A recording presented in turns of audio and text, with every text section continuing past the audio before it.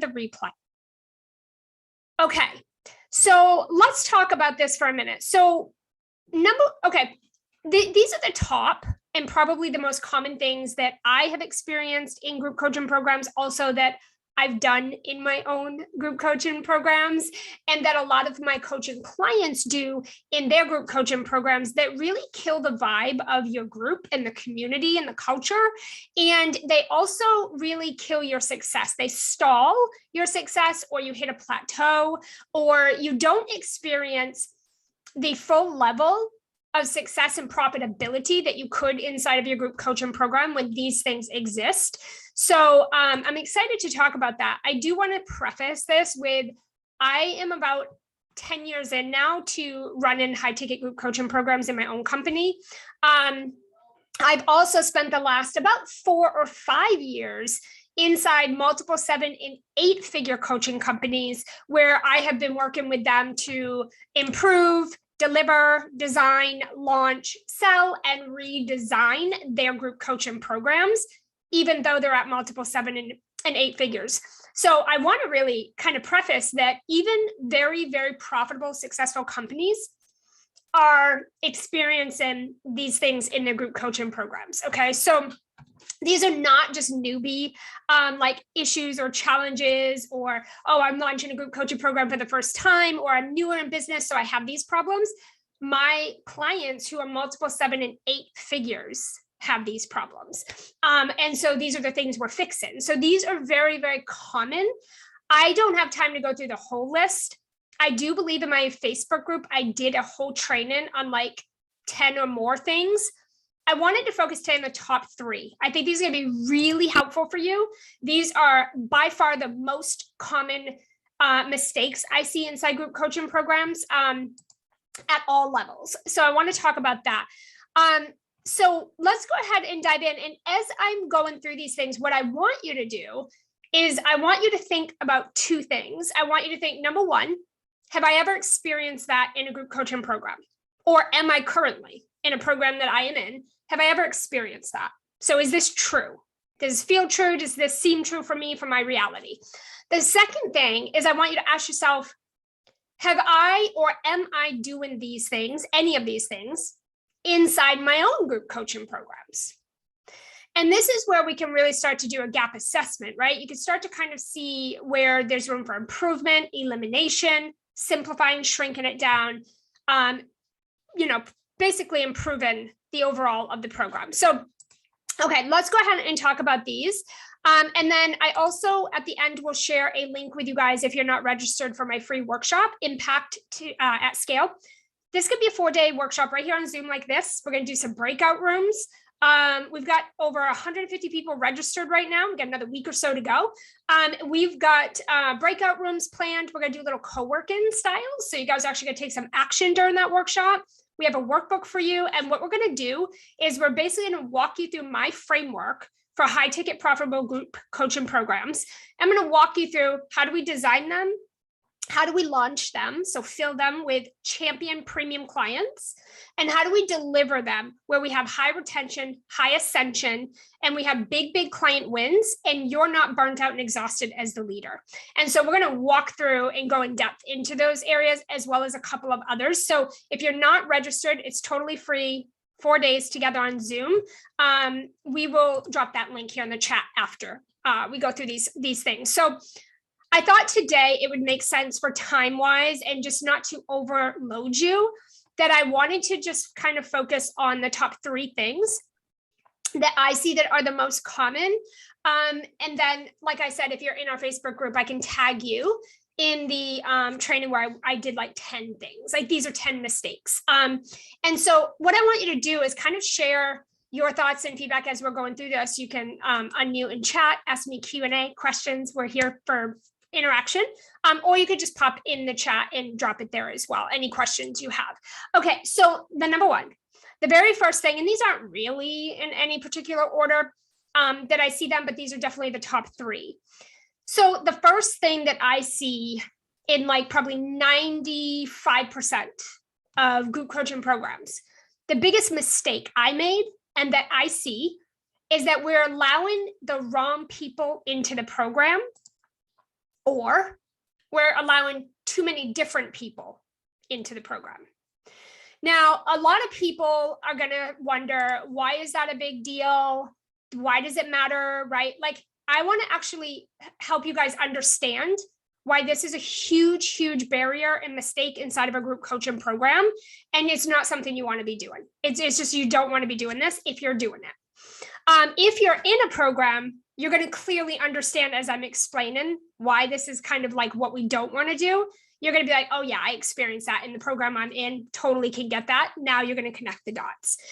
So here's the problem. When you open up a group coaching program and you have a container where you as the leader are showing up and you are serving one-to-many, you are serving a group of people, you are guiding and coaching a group of people to some kind of result or transformation in your program, right? When you allow the wrong people into that space, or you're bringing too many different people into one space, here's the problem with this. These are the issues that get created by allowing the wrong people or too many different people to come into one container together. The first things that we see is that the clients coming in, you're going to have 50% of them that are going to come into your program. They are going to show up. They're going to go all in. They are going to go through your curriculum and your training. They're going to use your coaching effectively. They're going to come with questions prepared and ideas of how they can solve those things. And they're going to do good work with your coaching, meaning that they're going to actually retain it, implement it, and then go off and do good work with their clients to create a ripple effect of impact. That's 50% of the people that are going to come in your program. The other 50%, and again, these might not be exact averages for everybody here, but like, I'm just giving you an idea. The other 50% are going to come in and they are going to feel overwhelmed immediately. They are going to feel confused.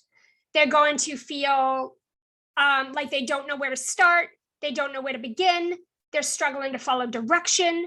They are sending you 50 emails day one of like tech issues and how do you access this and where do I get that and what about this and I have a question about that and can you look at this?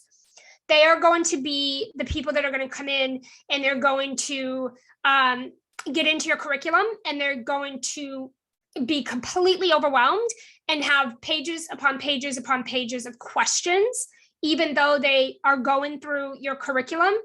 They're going to be the people that are, maybe they will show up on coaching calls and maybe they won't, they'll go MIA, or they will be the people that will show up on your coaching calls and hog the call with the same questions, the same problems over and over. They have no progress. They're treading water. They're not using your coaching time effectively. And they're showing up on these calls with everybody else. And they are presenting you, the leader, with 50 problems that they're having, 0 solutions or ideas on how to solve them. And they want you to solve those problems for them today on that call. And this is 90% of group coaching programs today. Here's what happens. The 50% that come in and crush it in your program, they implement, they do good with your coaching. They're not super needy. They're really resourceful and independent. They don't have like a boatload of questions. When they do have a problem, they also present some solutions. And they're really leaders in your program, right? They come in, they implement, they get results. Those people are going to actually stop showing up to your coaching sessions. They're going to stop joining conversation in your group. They're just going to kind of go a little MIA, although they might still be implementing and doing the work. Or maybe if you've offered them Voxer or some kind of other access to you, they're using that instead. And you notice that they stop showing up on the group stuff. The reason this happens, and I actually did this not too long in a program where I was like, I'm just not going to get on those calls anymore, even though it was a really high ticket program and I invested a lot of money. The problem is the room, the energy was exhausting and draining. And I felt like it was not elevating at all. It wasn't moving me forward. It wasn't providing value for me. It wasn't helpful. It wasn't an awesome experience I wanted to wake up and be part of. And so this is the thing, when you bring in the wrong people and you don't qualify and you don't qualify these people. Absolutely, Yvonne. Exactly. It is all about the energy. People join group coaching programs initially for the training, the content, to be in the room with that expert, to learn the thing. But do you know why they retain for years to come and why they stay over and over? The community, the space, the culture. That's why they stay. They build relationships and bonds. And so when you're bringing in a lot of different types of people or the wrong people into one coaching container, you're going to have conflict of interest between those people, because you've got this group over here who are like, I'm brand new and like I have a million questions and I'm also really insecure and I can't move today, right? Like I'm just stressing out. And then you're gonna have these people over here like, let's do this. Like, let's get in here, let's get it done, let's do this, let's share our wins, let's make it happen. Those two energies can't coexist in one room together at the same time. They're not going to balance each other out at all. You're going to have your best A players, your champion clients go MIA. And then you're going to be feeling as the coach. Here's what happens with you when you do this. As the leader, the facilitator, the coach, the guider of your group coaching program, you're going to find yourself over delivering, over coaching, and over giving to compensate for the fact that you allowed the wrong people to come into the space. And now you have to deliver to them, right? You have to serve them. So now you have to cater to this 50% that is not showing up, not doing the work. They are not having progress. They're not doing the things you talk about or you plan out, even though you might have planned it out multiple times. They're still kind of going back all the time or staying in the same place. And they're not doing good with your work. Like when they ask you questions, you can tell they haven't been watching your trainings. They have not been consuming and then implementing the information, because they're asking you questions that indicate to you as the leader, you're clearly not doing the work. And so again, what happens with this is as the coach, you go into people pleasing mode and you're like, well, I got to help them. So what do I need to do to help them? And here's what we do.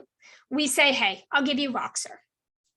Vox me every day, all day long. Any question you have in the world, I'll support you. Oh, you need a coaching session? Let's hop on a session. Let's hop on 5 sessions. Let's hop on 10 over the next 6 months, year, whatever. And I'll support you. Oh, you need a different type of training because you're unique and different from everybody else in the program. Let me go create that for you because I don't have it. So now you're creating a whole new, what seems like a whole new program for each individual client that's come into your program and says, this doesn't work for me. I'm unique. I'm different than the rest of the people in your program. I need something different. Do you have another strategy? Do you have a PDF? Do you have a template? How about some swipe copy? Can you create a training on how to do this, even though all of that is outside of your curriculum or already in your curriculum? And now you're like, well, if I don't do it, they're not going to continue the program. They're going to want their money back. They're going to quit. They're going to leave the program and I'm going to lose a client. So now as the leader, the coach, and the person who allowed them in the program, you have to deliver. And so that's where this becomes a problem. And what you'll notice is all your attention is going to go on those people struggling in your program and not the ones who are actually thriving and want to go far with your program. You actually feel like, oh, they're probably good. They got it. They're doing good. Let me focus on these ones here who I feel like are about to quit my program because they're not getting results, right? And now you just find yourself exhausted. So here's the problem with that is you begin to think, how am I going to scale? How can I get to 20, 30, 40, and 50K months recurring month after month after month with this one program? If this is the effort that's required, if every time I bring a group of people from a launch into my program, this is what I have to do. I'm recreating constantly. I'm overcompensating. I'm over coaching, giving, and delivering. And I'm people pleasing with all these different people. And I got half of the people that I can't retain. They don't renew. They don't refer. They don't get results. I don't get recurring revenue from it. And they're not moving into my higher level next program. And then I got this 50% that are crushing it, but I don't have any time to give to them. So they're kind of on their own. And this is one of the most common things that I see in the coaching space. I am in programs and I've been in programs where I have experienced this. firsthand, where it's like you get into these programs and you want to crush it. You want to be an all-star. Obviously, nobody's like, yeah, I want to be like second place or average. Everybody wants to be the best client and be the best they can be at what they do. Nobody wants to be mediocre or average. But when you join a program and they don't create space for you to do that, you kind of like question, should I be here? Is this for me? And you start looking somewhere else. You look somewhere else, and it's not necessarily the coach or maybe even the material, but it's the design and the energy and the culture in the space that is not valuable for you. And so what I want to do before I move into anything else, because that was like number one, and I know that was a lot. What I want to do is I want you guys to actually share, if you're comfortable. You can just unmute and share, or you could just drop in the comments. Number one, of that we just talked about, have you experienced that in a group coaching program that you've been part of or that you've joined, where you feel like you may have been that client, you might be in one of those 50%. You might be the client that's like crushing it, shows up. You might be like, oh my God, I'm actually that client with like the million questions, the treaded water, whatever. It doesn't matter. This is a judge-free zone. This is more about how that experience felt for you in another program. And then also, as a coach and a facilitator, do you do any of this, or are you experiencing, feeling, seeing any of this in your own coaching program? I just want to hear from you guys a little bit, see if we're on point, and see if this is resonating with you before we move on to the other top two things that are the biggest thing that will crush your vibe in your group coaching program. Yeah, Yvonne, come on in. Hi, Anne. Thanks for arranging this. Nice to meet you. So happy to have you here. It's great to see you. Yeah, I certainly agree with you. I've had experiences where I've been in group containers and I feel like I'm carrying the room. And so you kind of hold back and you stop because you don't want to be like the only one. But it was great energy to be there and to be giving. But then you do start feeling like, well, what's in it for me? And then, my reason for showing up today was I'm about to launch a group program, and I was afraid of, what can I do to ensure that doesn't happen, to make sure that I'm offering something for everyone to feel valued and, not to necessarily limit each other in any way. Wow, Yvonne, so awesome. Thank you for sharing that. And timely, because you're in a really nice space. We have this free workshop coming up. I don't know, well, we might not have it in time for your launch, but on the 31st this month, I am hosting a 4-day here on Zoom workshop. And I'm actually walking through my high ticket group signature coaching framework, where we're going to share like, how do we design, how do we launch, but also how do we deliver a really high-end, high-impact group coaching experience that is going to lead champion clients. And we're going to talk about champion clients because that's a huge thing on that workshop. Not regular clients, but champion clients to really big wins without it feeling like a burden or burnout or like you're the bottleneck in your business as you run and think about how to scale that. So you're in a really good place. So thank you for sharing that. And I also think, and we'll drop the link for that registration here at the end in case you guys haven't got into that. To kind of like elaborate on what you said also, that's a really good point. You might join a group coaching program, or you might have people in your program where they feel like they are actually holding the entire space for the room. And here's the thing, nobody wants to be the smartest person in the room. Nobody wants to do that. Nobody wants to be like, oh my gosh, I'm in a space where I'm holding the room and I'm the smartest in the room. And I'm always like guiding people and being the shining light and answering the questions, because it actually does the opposite. Like you said, Yvonne, it actually creates this like, let me like dim my light a little bit. Let me not shine so bright. I want to give others a chance or an opportunity. And like, maybe I'm hogging the space. And now we feel like we're taking up too much room. Right. So now we start feeling like, oh my God, we're hogging the room. We're taking up too much space. Let me like dim my light a little bit and let me let others shine. And like, that's not a good experience for people that are joining a high ticket group coaching program.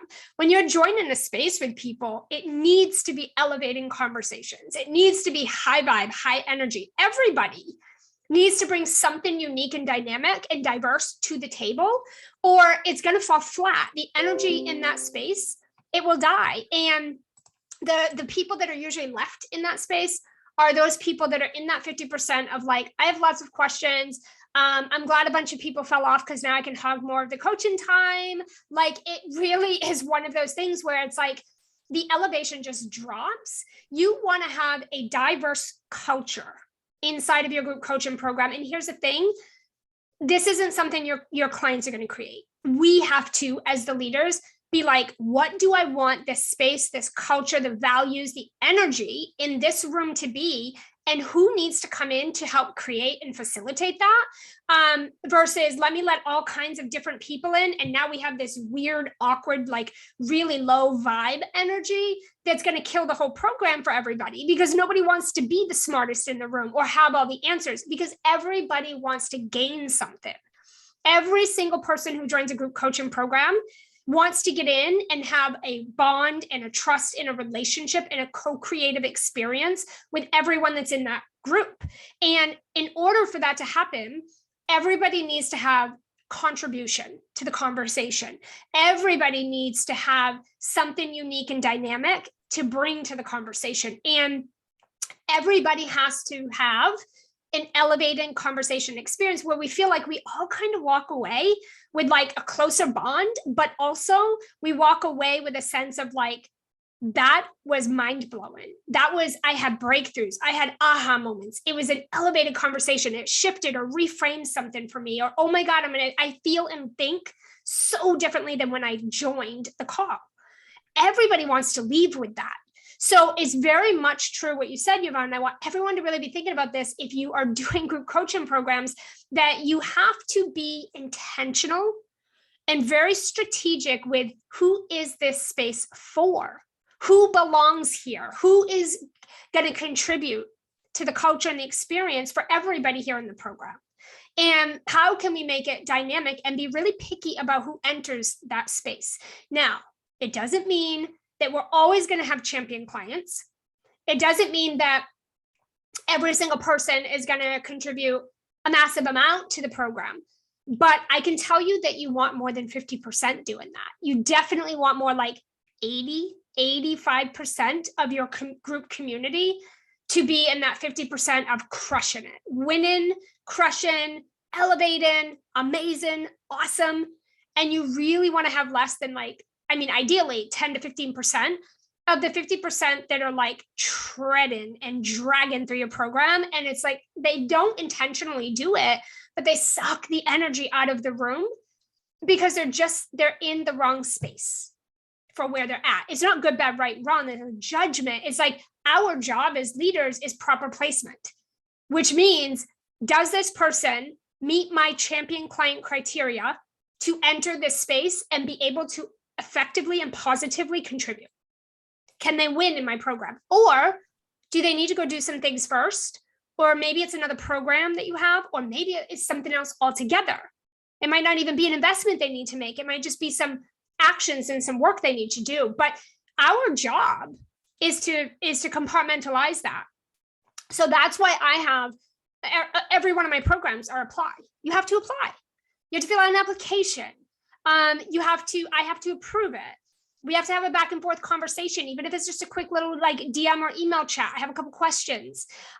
We have to make sure that we're qualifying people and we're bringing the right people into the space, because it's not just about us reaching our goals and making money, but we have to protect all the other humans that are in that program, and they're paying us to be in that space. And if that space isn't valuable and they're not excited to show up, they don't show up anymore. Now you have clients paying for a program that are amazing and they don't want to be there anymore. And now you're going to hold that. You're going to hold that space on top of everything else. Okay. That's number one. That's number one. I know Lois is like, we hear this all the time. So one of my clients, right? So we're always talking about stuff like this. and I'm wordy. So you're going to get a lot from these though. Okay. Number two. So number one, guys, was allowing the wrong people or too many different people. You don't want to have so many different people that you feel like you're creating 10 programs inside one program because everyone's on a different track. That's why we have ascension models. We have different programs for different people at different stages, right? Which is how we will move people through our journey. And that's how we do proper placement. Everybody doesn't need to come into one container, and one container doesn't need to provide everything for everybody. It's really, really important, okay? This is how we scale. Okay, number two, the biggest thing, this is another really big one I see, is we are undercharging and we are over delivering to compensate. So a mindset belief that a lot of coaches have today is that if I want to charge high ticket for pretty much any program, if I want to charge high ticket and I want to sign premium champion clients that are also going to invest high ticket, then I need to be super available. I have to provide lots of coaching, lots of access to me. I need to go live all the time. I need to make myself available 24/7. I should probably give them Boxer and probably email, probably Facebook DM, maybe even my cell phone number. We should do multiple group coaching calls per week. We should have all this stuff happening in the group. I'm just going to be on every day, all day for everyone that needs me. Okay. And there's this mindset of like, if I want to charge more, then the clients invested more are going to want and need more. But here's the thing, a champion client is already in your niche, established, accomplished, successful. They're already doing the things you need them to be doing. They already have their clarity. They already have like 80%, 90% of the work done. And they are resourceful, they are independent, they are responsible. They are they're skeptical, but they're very savvy. They're very smart women or clients. They don't actually need very much from you, and they invest differently. When a champion client makes an investment, they have they have two things in mind. As a high ticket investor myself, because I'm a coach, but I'm a consumer, I have two things. We've got two things in mind. Culture and experience. Want to be in the room with the awesome freaking people. They are going to blow our mind and elevate us at all levels. And number two, a result. A specific one transformation. Not 50 transformations, because us high-level clients don't have time for that. We already know it's going to take quite a bit to get the one transformation. We don't need to have 50 transformations in one program, because we can't wrap our head around how we'll find the time to do that in this amount of time with you. So one result, one transformation inside of a very elevated, high vibe experience and culture. When a champion client makes an investment, they literally don't care about you. They don't care about the program. They don't even really care about your curriculum. We want you to have a process, right? Because you need to prove that you can get people results. But they don't even care about all of that. They don't need to see a sales page. They don't need to have a sales call. I haven't done a sales call for any offer. I don't do sales calls for probably, 5 more years, 8 years. I don't know. It's been a long time. And I close high ticket painful clients in the DMs all day. It's not even a thing. High-end champion clients, when you create content, not a lot, but really good content, and you know how to talk about the transformation, the experience that a client is going to have when they join your program and come work with you and partner with you, and you know how to really, really masterfully talk about that and sell that through all of your content, they don't have questions, objections. They don't need a sales page. They don't need to think about it for 5 launches. They don't need to see 50 different things from you. They don't need to review a sales page with an attorney and proof every word. They don't need to be like, well, I need 5 sales calls, 3 weeks to think about it, 2 more sales calls, and then I'll take another week and I'll let you know. Like literally, that is not a champion client. Okay. So when we're thinking about your program, here's what I want to say, and I don't mean this in any bad way. All I mean, again, this is different. It's not right, wrong. It's not judgment. I was this person, trust me. And I've worked with these people and I've been this kind of client. All I'm saying is your job is to identify what type of service or store you provide, that you own, and what type of people shop at your store. And the way I always describe this to my clients, they could probably say it or type it, and it'd be before I even say it probably, because I say this all the time. But I want you to think, because I like to use analogies we can all understand. Goodwill versus Gucci. When you think about this, they're not good, bad, right, wrong. They're just two different types of brands with two different types of people, with two different sets of problems and different mindsets. People who shop at Gucci are literally paying thousands and thousands of dollars for one physical product, a handbag, whatever. And they're doing that because that is valuable to them. There is a sense of pride and accomplishment, success, wealth, beauty, confidence, reputation that comes with that handbag. A little handbag does all of that. They're not shopping there just to spend that much money. It's the brand. It is the value of the brand. It's the reputation of the brand. What do we think when we see people driving Range Rovers, Mercedes-Benz? They're shopping at Gucci, Louis Vuitton, Dolce & Gabbana. When you think of these brands, what do we associate with them? Wealth, money, success, accomplishment, high value, high taste. It's a group of people. And when you think about Goodwill, they're very focused on budget-friendly, family-friendly, affordable, used products, and they have a specific target market. One is not trying to get the other, right? So here's the kind of wrap-in for this. I encourage all of my clients, and I challenge everybody all the time, to stop taking your Gucci service and wrapping it with Goodwill wrapping paper.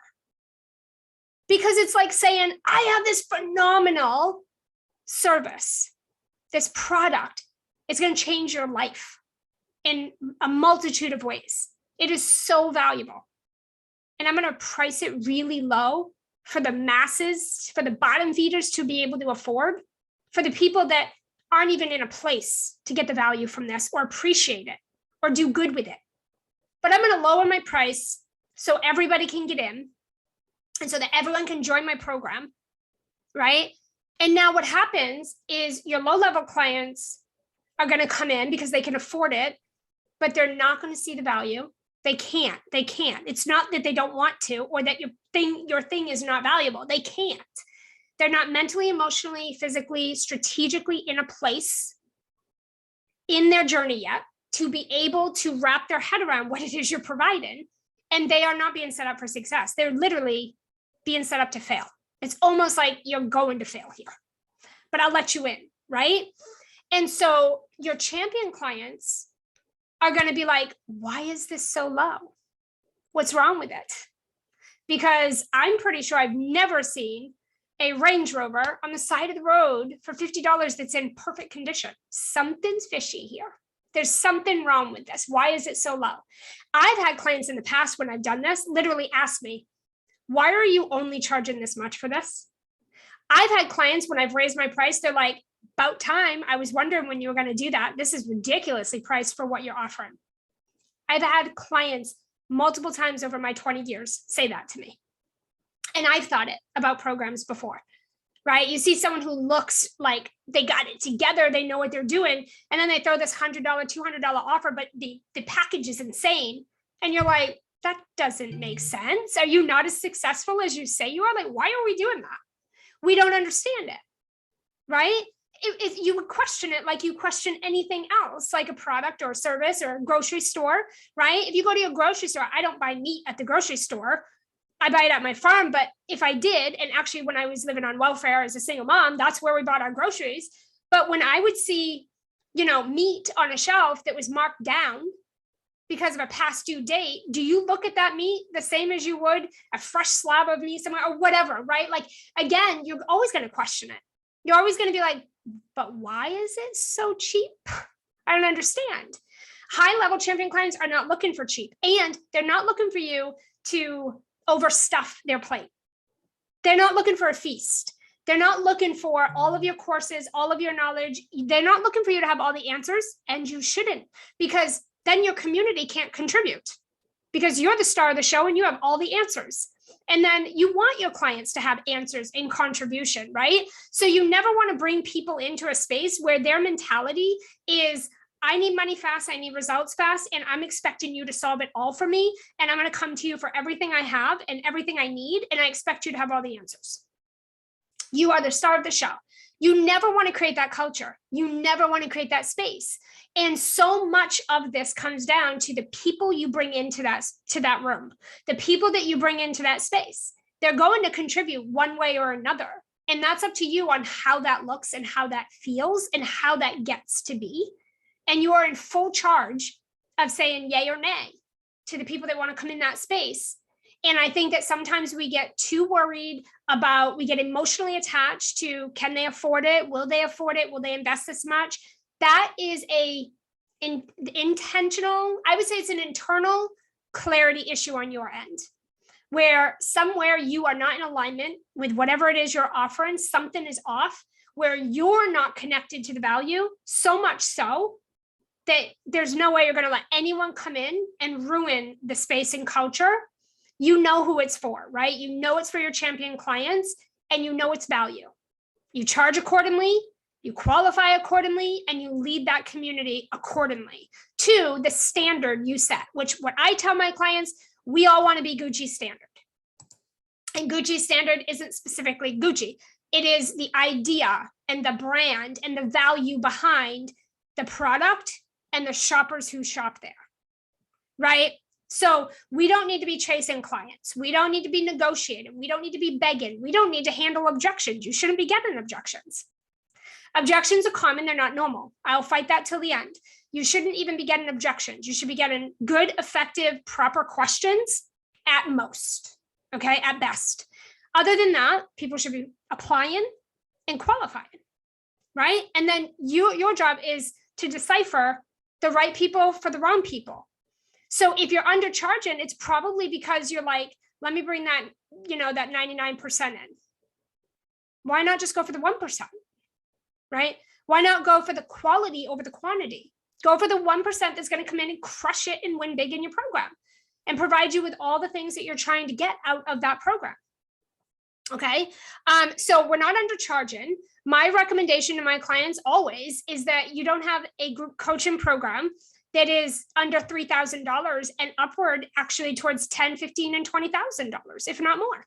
And that's going to be for your champion clients. That's going to be for the people that are going to come in and they're going to go through that program so fast and have so much contribution and get such great results. You'll do that 10 times over. You'll do that any day over the masses of doing quality or quantity over quality in your group coaching program. And then it's saturated. Right. And then there's no good energy left in the room. It's not even worth running the program. Now, for some of you might not know this, but in 2021, after 18 years of being in business, I actually shut my whole business down. And I don't mean I took a break from social media or changed my mind on some things or took a minute to redesign. I shut it down. I let my team of 5 go. I let 30 high ticket paying clients go. I let almost 7 figures. I let about $500,000 go. I shut my websites down, my social medias, I was done. And I took all of 2021 off. I have some podcasts on that. I'm not going to get into it, but all I will say is a big part of what led to that decision was everything we're talking about right here. Everything I'm going to present on my workshop is what I was doing in my program, even though I knew better. Even though a big part of what I've always taught my clients is not to do any of that stuff. And for many, many, many, many years, 18 years, I didn't do any of these things. And then all of a sudden, I fell into the trap. I drank the Kool-Aid and I started getting crazy about metrics, the numbers, the sales, hitting every single goal within a certain timeline. And it became less about the co-creation and the transformation and the impact. And it became all about metrics, income, numbers, sales. Okay. I fell into that trap. It's not hard to do. It's not hard to do in this space. And so we took that space, we came back, we revamped and redesigned the programs we had before, and now we've relaunched. And here we are. We're doing amazing. And we're back to following what is in alignment for us and what I truly believe as an actual high-end experience inside of these group coaching programs that I think we should all be part of. I actually think they're amazing spaces to be when they're led properly and they're designed properly. And you have all those pieces in place, right? Okay, so that is number 2. We're not undercharging. And then to compensate for that, we over deliver anymore. It's understanding the different caliber of a client and that your highest level client needs the least amount from you. They need the room and the space and the culture, and they need to know that you're there when they have a question or when they bring a solution to a problem they have, and they just want your feedback and thoughts, your guidance, okay? They don't need all this stuff from you. And when you provide that in your programs, it's actually almost like a disservice because it actually is overwhelming to the client because they're like, I can't be on all those calls. I can't watch all those trainings. I can't watch your 70 bonuses. I can't download those 300 templates you're offering. I can't be on those 7 events you're doing. Like, I can't be on all those coaching calls with you. Like, it's too much. I need a more simple space. So again, who are you catering to? I don't want you to create client codependency in your program. And that is a real thing. I'm going to talk a lot about that in the workshop, because I'm going to tell you right now, if you can't create space for your clients to be independent and think for themselves and be resourceful and bring solutions and ideas to obstacles and challenges, they can't be successful after your program because they haven't learned any new skills to be any of those things. And so when they leave your program, they don't go on to carry that success. They don't go on to do what you really want them to do. I want my clients to be successful long after we're done working together. And most of my clients, I would say about 65 to 70% of them are, right? They're hiring their dream teams. They're moving to Mexico from the States. They're generating $500,000 recurring inside very easy high-end programs, like one program. My clients are crushing it, most of them, right? And so I want them to have those skills and the characteristics and the values needed to be successful after my program. So if you create client codependency inside your container, where your client is so dependent on you for everything, and they feel like, I don't think for myself, I can't make decisions without you, I need your stamp of approval on everything, I can't even say one word without you looking at it and telling me if it's right. If you're doing that, you have to stop. You have to stop. And if you're experiencing that in a program, I'd rethink that program. Because if you're not being elevated and encouraged, inspired, and also equipped with skills, where the mentor or the person leading is saying, hey, what do you think? What do you feel? I'm going to give you some guidance, but I also want to hear from you. Or, hey, how about when you join the coaching session and you have a question, I also want you to present 2 or 3 solutions or ideas for that problem. And then I'll help you brainstorm those. It's little tiny things, coaching elements and leadership elements that you can provide in the space from day one when people join and pay you all the way through that continues to build on their skills and build the muscle of resilience and independency, resourcefulness, and thinking for themselves and trusting themselves. You build that into your program and into the space by the way you lead and tell people, here's how you can get coaching from me. Here's how you're going to get value from the space. Here's how you present a question or a feedback request. This is how you present it to me. And then when you're coaching, because you got to train people to do this, but as you're coaching, have them present things to you, ask them different questions. You have to be able to do this in your programs, or you're just going to create massive client codependency.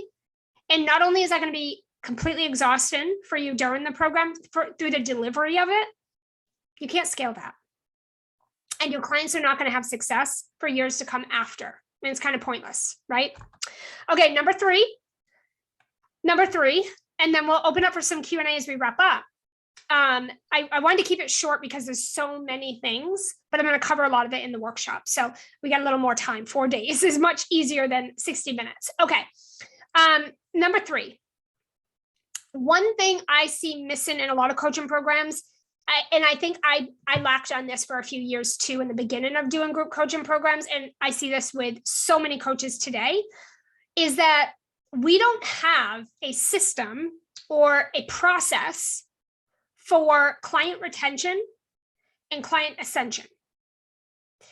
And so what happens is we bring people into this one container, and then we give them everything we've got in that one space. We give them all the things in this one container, and then they come in, they get what they need or what they think they need, or they come in and they feel like I've gotten all I can get here. And then they leave, and you have churn and burn, client replacement instead of client renewals. And I see this all the time. Instead of clients renewing another year, my programs are multi-year, right? And what that means is my clients can renew, and they do renew for 1 year, 2 year, 3 years, some even 4, or they ascend into my next level. I am not like client replacing all the time. I would need a massive audience. I would have to be launching and selling constantly. I would have to work way harder to constantly replace clients versus just renewing and ascending the ones I've already worked really hard to get that are already working with me and investing with me. But you have to have a system for this. And you need to be thinking about this now, not when you have your program, not when clients are ready to leave, but now, like before your program. You're already thinking, what's the next step after this though? And this is how you really can trim down your program. Remember in the beginning, I said, you just want to lead them to one result, right? You're not trying to get them 50 things. It's just like one transformation, one result, and then you can ascend into my next program where we can do the next thing and then the next thing. And this is how you keep your clients properly placed. Instead of putting everybody in one thing and being like, we'll move each of you, even though you're all at different stages and ages, we'll move you all through this program all over the place on different levels. It becomes sloppy, messy. People are getting on calls, and you get people over here talking about what's my niche, and this one over here saying I'm ready to scale to 1 million or whatever, right? Like different ends of the spectrum. It's not valuable. And it's hard for your clients who are newer on their journey. It's really hard for them to come in and feel confident and get results when they're watching half of your group fly by them and skyrocket. And now they're starting to be like, well, I didn't do that. It's not working for me like that. They're moving faster than me. They're better than me. Oh my God, I'm not having success in the program, but they are. And now we have comparisonitis. And there's nothing to compare. You're on 2 different levels. Technically, they don't belong there together in that one space. And so when you have renewal, it's letting people know you might come here and you might spend 1 or 2 or 3 years going through this process and experiencing this experience until you get where you're trying to go. It might take you 1 year. It might take you 2. But this is what it looks like. And this is the progression we want to see. When people join my programs, I like to let them know, by this time, I would like to see this. And by this time, I would like to see that you have this and you've met this and like this and then that. And then when you're done here, you'll come over here into this program. You'll ascend.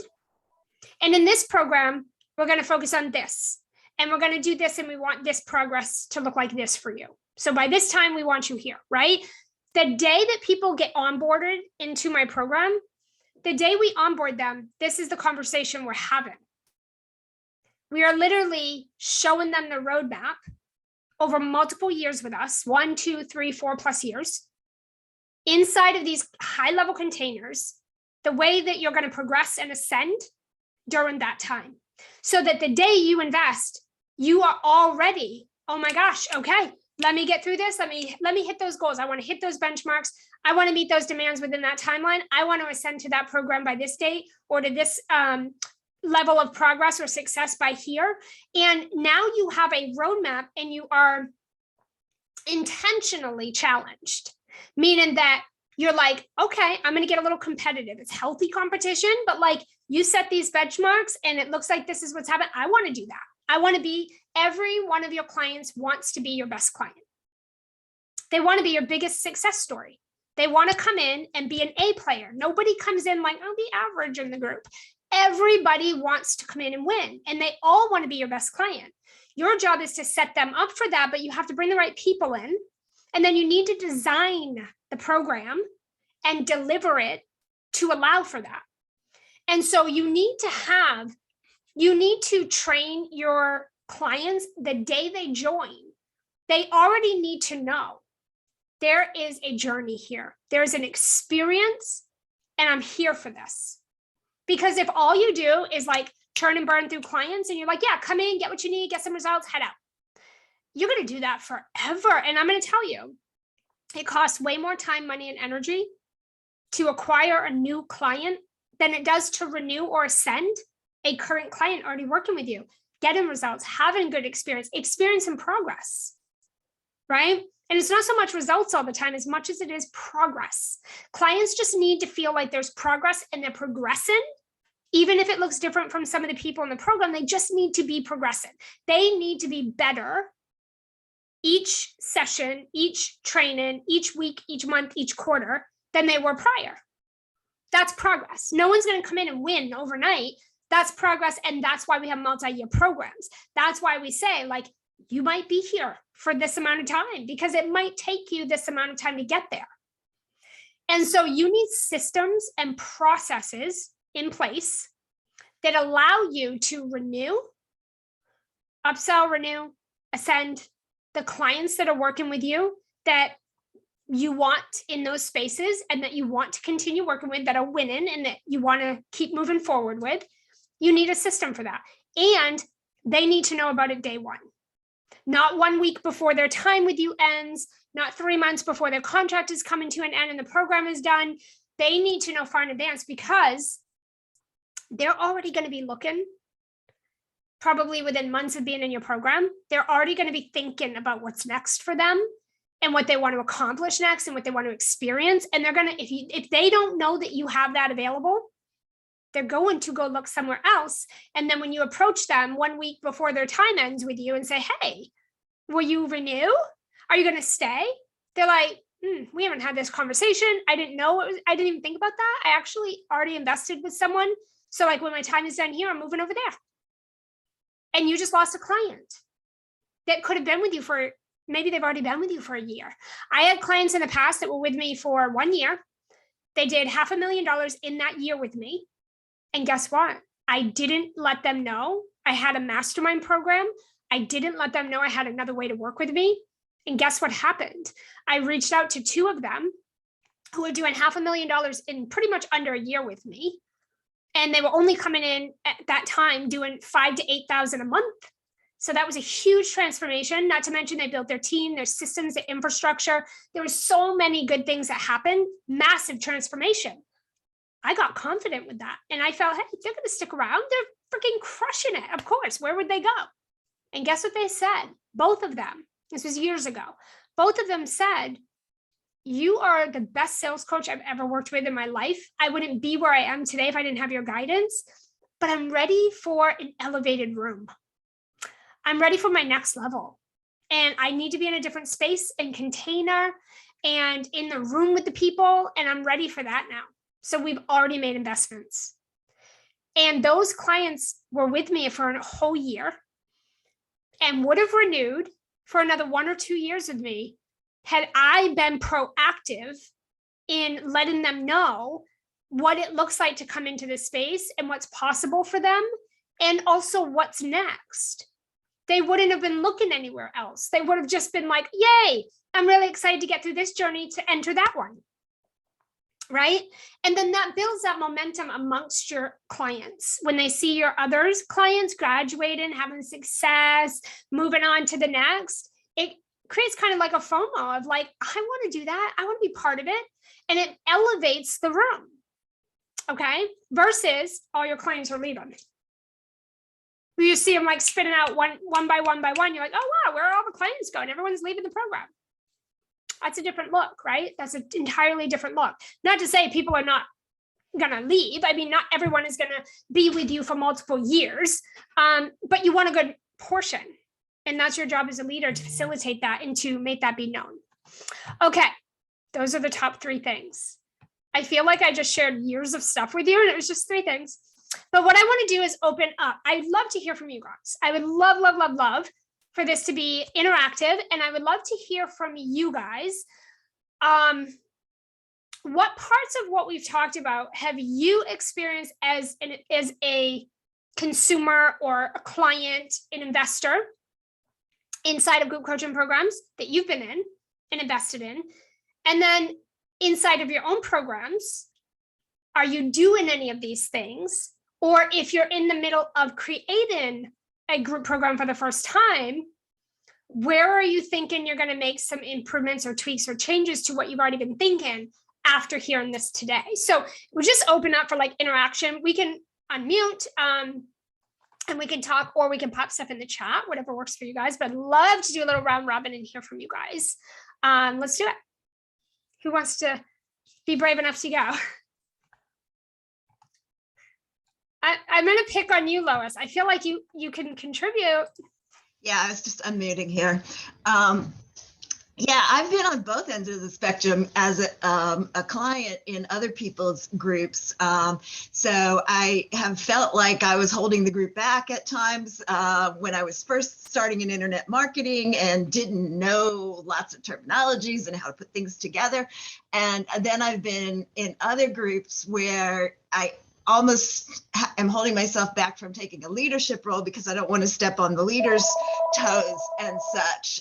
So, you know, both of those can be uncomfortable to places to be in. We are working to create kind of our first high ticket group. And we changed the avatar kind of fairly early on in the process because initially, we were thinking we were going to do it for introductory coaches coming into the space and do a lot more training elements. And we decided to go with more of a high ticket program that's a combination of mastermind and done with them marketing services. So like a hybrid. Yeah.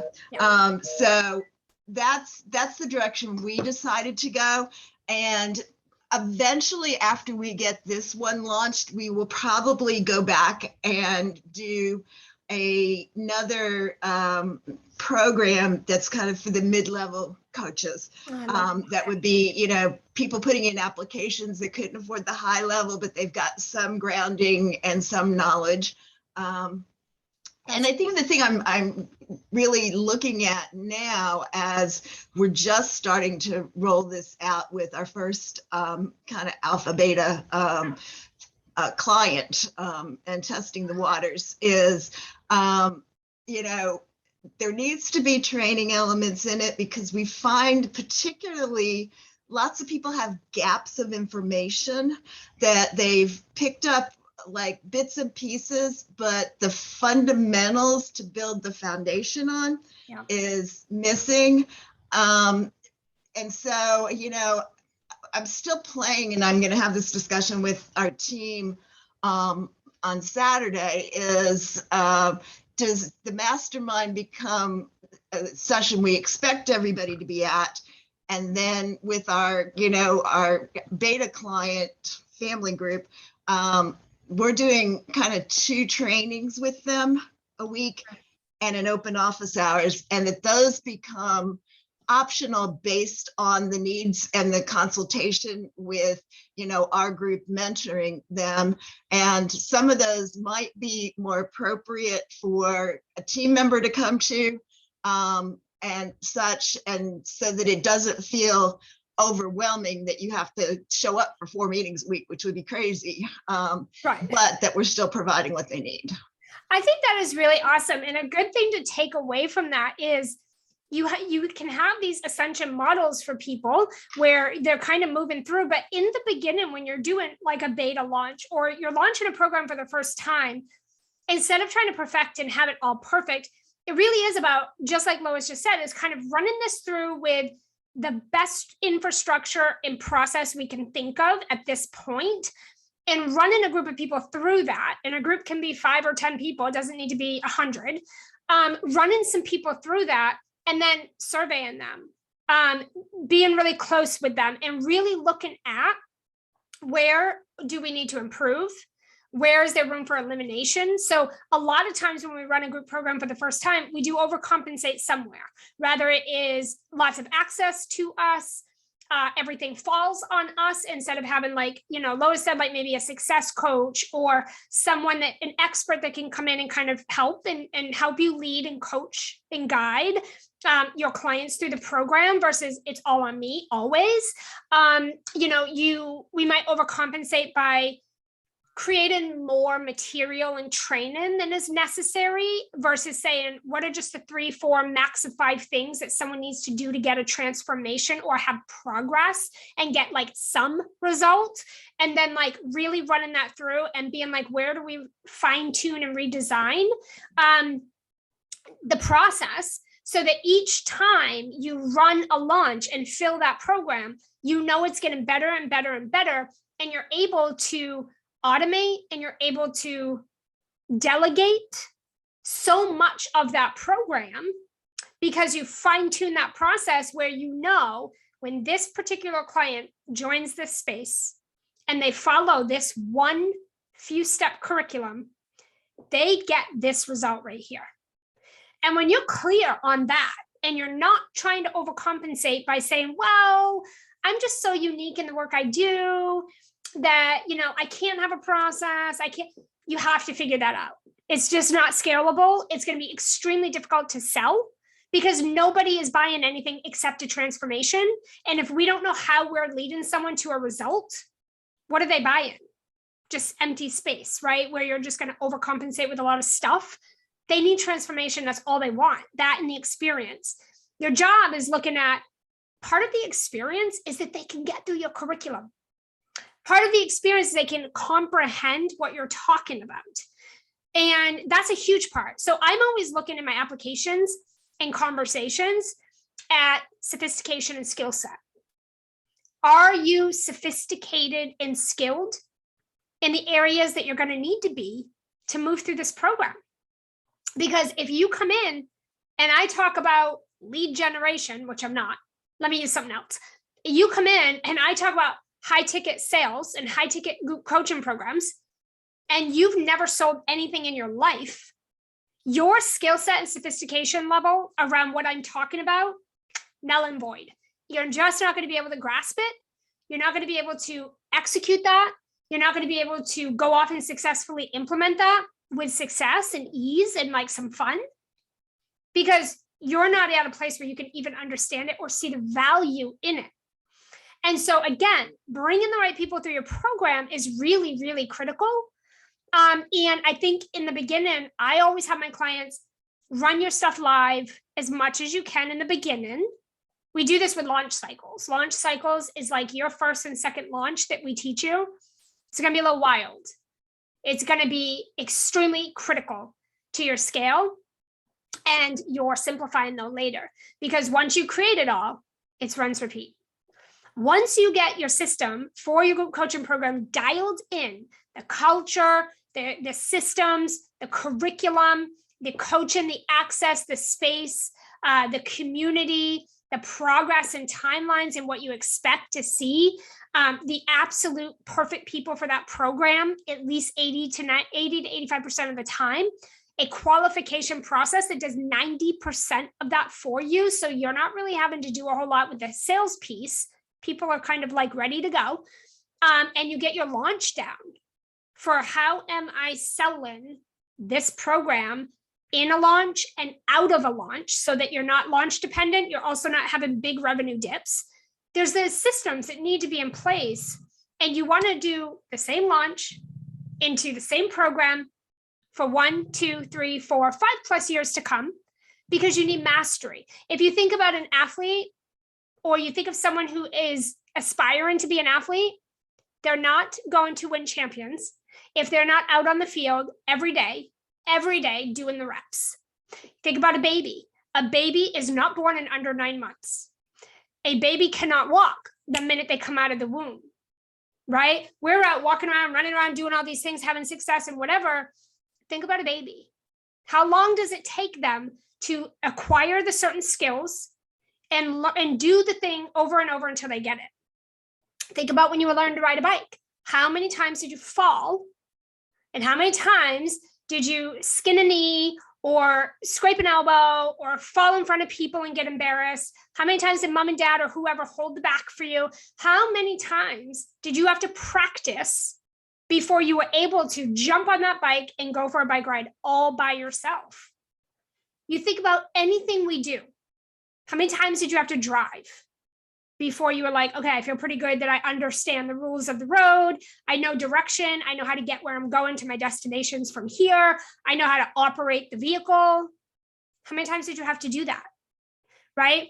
If you think about any basic thing that we do in life, it's repetition.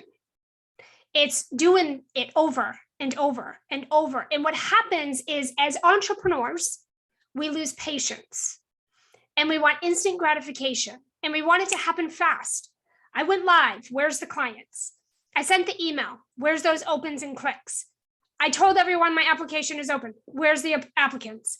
And we expect that because we did a thing a few times, that the results should be epic and they should exist, right? Lois, what do you think about that? I was going to say, I have a real example of that. We're using some of the same foundational elements with people who are just starting in the agency side. Yeah. I've been working with a real estate company on their avatar. Thought it would take them a week to do because they've been in business like 12 years or whatever.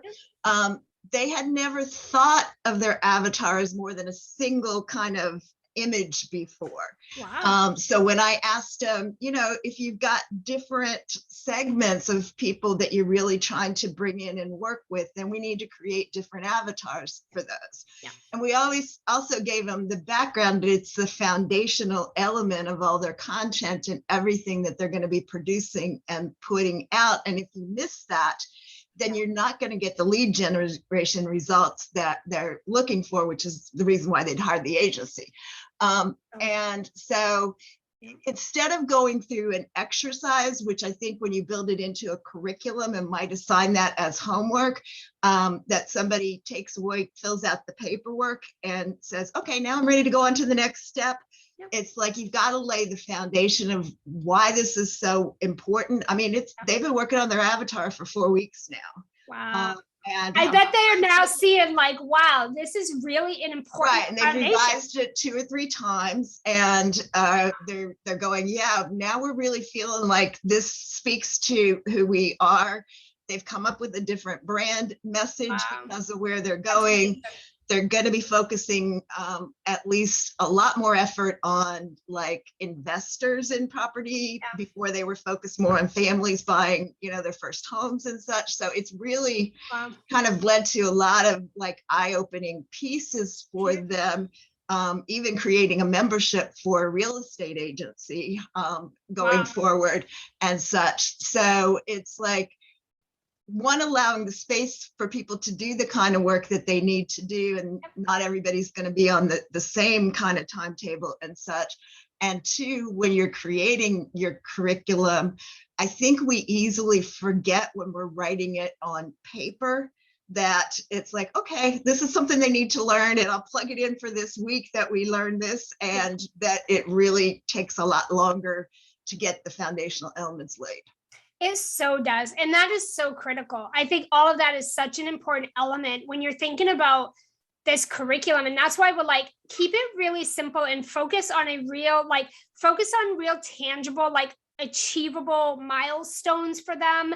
And like, obviously we can't really predict. And this is why I say multi-year program, because you'll have some people come in your program and they speed right through. And you're going to have other people that they're not necessarily treading water, but there's more work to be done. It takes a little longer, and there could be a multitude of reasons why. And some people get hung up on different elements, depending on where they're at in their business. Exactly. And yeah, because some people have different problem areas within a space, right? And so just really looking at paying attention and running things live and being like, Where are people getting tripped up the most? Where do they seem to have the most questions? Where do they seem to need the most help?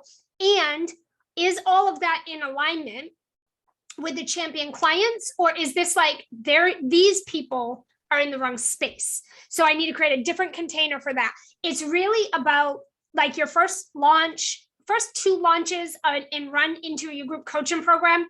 Just do it imperfectly, do the best you can, and go in it with, I'm not going in this to make millions right now. I'm going in this to create $1 million framework and structure and culture for my future. We are playing a long game here, right? So you just want to think like, it's not about perfecting anything. I think I work with a lot of coaches where they're like, I got to put it all together and I got to create it and I got to have all the answers. I got to do all this stuff first. And I'm like, you're going to redo all of this. Like it doesn't make sense. Like run some people through. You could go get 5 people that will pay you high ticket, and that will make it worth just running those people through and really getting them phenomenal results, but also looking at, are these the right people for this space? Is that in alignment?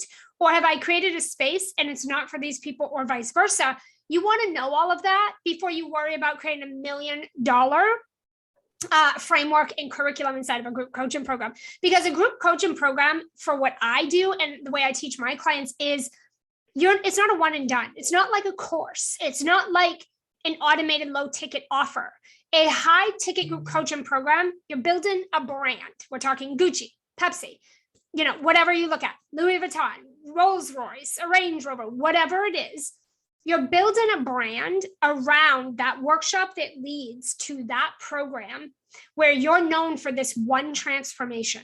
You are known to take your clients to this epic result right here through this experience, which is what your container is. It's an experience. And you're teaching them this curriculum and you're getting known for that. The only way to build mastery is the reps. And I'm going to tell you, like, we have 3 programs, and 2 of them I've been running one for 6 years, just about 6 years, and one for just about 8. And then one is a little newer. It's like a year new. And we run our programs the same. We do them live and then we run them through, and we're playing a long game. I've invested all those years in the mastery of designing those programs, always improving them. Your work is never done there. You're always improving them. In fact, I update my content about every 90 days, not all of it, but we have some improvements every 90 days. We survey our clients, we get feedback from our clients, we assess the situation, we do an evaluation of everything, and we make improvements and we move forward. And we're always doing that every 90 days. So improvements and involving never ends. It's a constant cycle in your group coaching program, but you got to be all in. You got to have patience, because it's something that you have to do cycles of back to back over and over and over for years before you really master it. And then once you master it, it's just those basic maintenance. And after that, though, you got your design down, you got your launch to sell it and fill it, in launch, out of launch process and systems, and then you have your delivery. And delivery, as you go, becomes less and less about you and more about experts, collaborators, success coaches, and community. And you just show up and do your live thing. And then, you know what I mean? Like, your curriculum is in place, your community and culture is there. You've got success coaches or other experts helping you. And it's not, if you don't do it that way, then everything is on you. And if everything falls on you for every client and every program that you're selling, you can't scale. You're going to be burnt out, exhausted, overwhelmed, tapped out creatively, all of that, right? Anybody else have anything to contribute to the conversation? Questions, thoughts, takeaways, experiences, anything like that? And while you're doing that, I'm just going to drop the link to the workshop in case anyone's not registered. Yvonne, are you coming into chat? Yeah, I was just going to say thank you for that point you shared about the retention factor when you said you reached out to a couple and they'd had such phenomenal success. And so there kind of was the assumption that they knew they could continue with you and continue to do great. But instead they went looking somewhere else because they didn't know that you had something available. And that's something that I try to stay mindful of, because that's my mistake too. It's just, well, it's logical. Yeah. It's got to get better. But it's like, if I don't see it, then they don't know. I did have a question. Yes. And I think you touched on it briefly, but curious, have you found that there is an ideal, not so much a goal size for a given group, but a cap at which it just becomes too big, so those that are in that space are not benefiting anymore?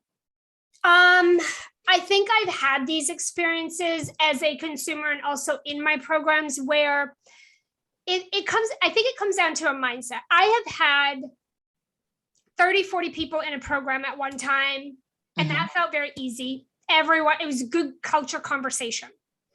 I've been in a few masterminds where there was, I'm in one now that has like 600 people in it. Yeah. I was in one before that had 800, and I've been in one with like 150, 200. So I've been in different.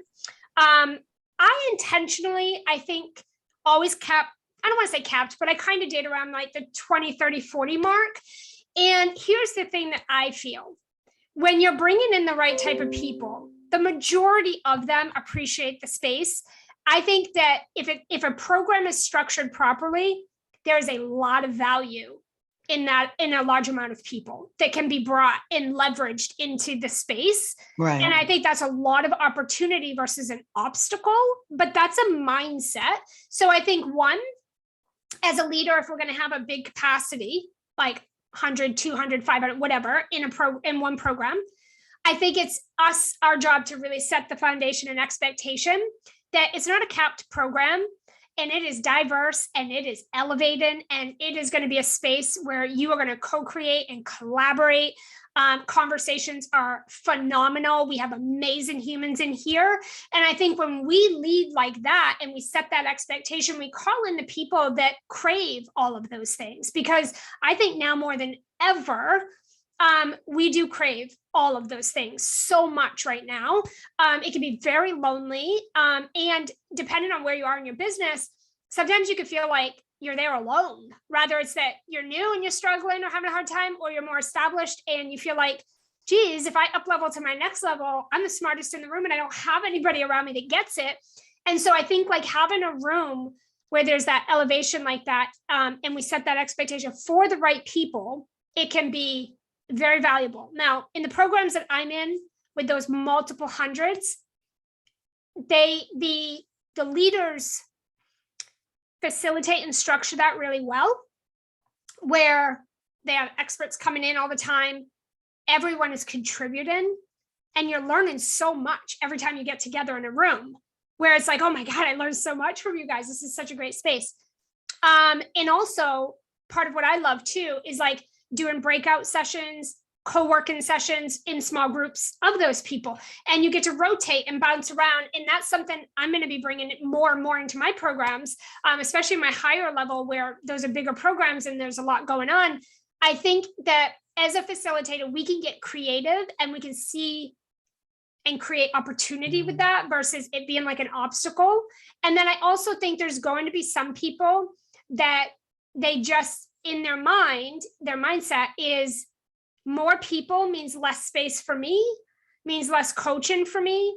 And that is a mindset thing that we can overcome through really demonstrating the space and the curriculum and the culture, and who this is for. So I think there could be pros and cons with the capacity. I think as a leader of the group program, you want to make sure that you don't grow faster than you can handle. That was one of my biggest mistakes is when I hit 40, because I had three, well, at the time I had two group coaching programs that were 12 months running at the same time. I had 20 in 2021 in one, and I had 40 in my other. I did have a team of 5. So I did have a good support, but if I were to do more launches or I were to sign more into both of those programs, I was feeling like my programs outgrew me, where they were like bigger than I can handle. They were getting big fast. And there was a lot of nuances that I went back on with my integrity and allowed to happen, which created a lot of all the stuff we're talking about here. And that became unmanageable, where I felt like, I think I've dug a hole bigger than I know how to get out of. So I also think it's important to not put the cart before the horse, or the horse before the cart, however that goes, right? Where we're not like trying to grow it so fast. What I do for my clients is I always say, grow small and slow, but continuously. So like every launch that you do can layer on and stack on to the next, where you might start with 5 awesome people in your program. And Right. then you might launch and add 10 more. And then you might launch and add 20 or 25 more. And before you know it, you're scaling up. But it's a gradual, which allows you the space and room to get these fundamentals and foundations in place. And then you get to feel, because you need the space and energy to have time for this, but you get to start to, with more support, feel into what is our capacity? Do we have a capacity? If we don't, what is the support and systems and infrastructure that we need to add or improve to make sure that as we keep scaling, we can manage this? It's manageable, and also we can really stay behind the integrity and the culture of that community, and not let it grow so big so fast. So I think you'll feel into that as you're filling the program and delivering it, of like, how big do you want it to be? I also think having ascension models that allows you to kind of split some of that up, because people go in different places. But you also don't want to be running and leading and managing 4, 5, 6, 7, 8, 10 different programs either. Right. I really recommend like 2 high level programs, but I think that there can be pros and cons with, I think when a group is really small, it can be really intimate, or depending on who you have in there, it can be really draining. It just kind of depends, right? Like, again, I think it's proper placement. So people are going to be key. And then the space and culture you create for those people is going to really be the determinant factor. And I could put 200 people in this program and it would be phenomenal because of what we've created here. Right? Does that make Got sense? it. Does that make Yeah, sense? thanks so much. That's Yeah. wonderful insight. Appreciate that. Absolutely. Yeah. And it's really like with a groups program, again, this is really the long game of like, you're building this mastery over years, right? Like I've been running high ticket group coaching programs for about 10 years now, total. And for 5 of those years, I've also been behind multiple 7 and 8 figure coaching companies, helping them redesign theirs. It's been a journey for me for a decade now, and I'm still making mistakes, and I'm still learning, and I'm still improving and tweaking and redesigning. And in some cases, we've burnt it down and built it back up, which is not usually what we have to do, but I've done that in a case. So sometimes that's just what it is. So it is a process of like patience and resilience and commitment, because it's not something you're just going to create, sell it a few times and have a good time and like move on. This is something you're going to pour a lot of yourself into, time, money, energy, into this 1 or 2 spaces, and it's multi-years, right, in the making. But it can be the most rewarding work, right? And way to have the bigger impact, the bigger income. This has been awesome. I'm excited to do these every week. I've decided we're going to do them on Zoom because it's more interactive. So we have in the Facebook group, we actually put a PDF doc with like literally all kinds of, I don't know, it's like 20 or 30 topics that we're going to do each week and be coaching on here on Zoom. So it's really exciting. Just all you got to do is follow the emails and posts and you'll get those. I did put the link in the chat. Obviously, if you're a replayer, I'll put it in the email and post, but there is a link to the workshop if you're not registered. We're going to touch deeper on what we talked about today, but there's also some other really key important things, but I really want to focus on that workshop, on the design, the launch, and delivery of a high ticket group signature program that puts you as a category of 1 in your coaching space, and it leads champion clients to big wins. There's lots of little elements. We got a workbook that's coming out soon for you guys where you can plug in everything we're talking about, but it's interactive. We're going to do breakout sessions, co-working sessions. You're going to be implementing and getting kind of an experience of the coaching that I do and how the space can look for you in a program. And you're going to experience that firsthand in the workshop. But you're going to be taking action and having progress, because you're going to be planning these things out, mapping these things out, deciding on some things, making some decisions, shifting some mindsets, developing some skills even that maybe you weren't aware of prior to. So it's going to be really interactive. We're going to have a fantastic time. That's going to be for 4 days. So the link is in the comments. If you're not registered, we'll email that out. Now, we are emailing this replay out today, along with that link as well. If you have any questions, if anyone needs anything, if you have any trouble getting registered or you have any other questions, just pop in our Facebook group. Make sure you're in there with us. private message me on Facebook or Instagram. I'm cool. I love having conversations. So love it when you guys slide in my DMs with questions. And again, every week we're going to be doing these. We won't be doing it from May 31st to June 3rd because we got the 4-day workshop. So we'll take that little break, but then we'll be right back at it after and from now till then. So lots of great topics coming up for you guys. If there's anything you would love to hear me talk about around high ticket group coaching programs, scaling, retention, ascension, the right types of high level premium champion clients, infrastructure, systems, SOPs, all that stuff, team, anything like that you would love to hear me talk about on these sessions, send me a DM or post them in the group and just tag me. Like I said, we love to hear from you guys. Okay. This has been fantastic. I hope you guys have a great week and we'll see you all soon. Bye, everybody. Thank you. Bye.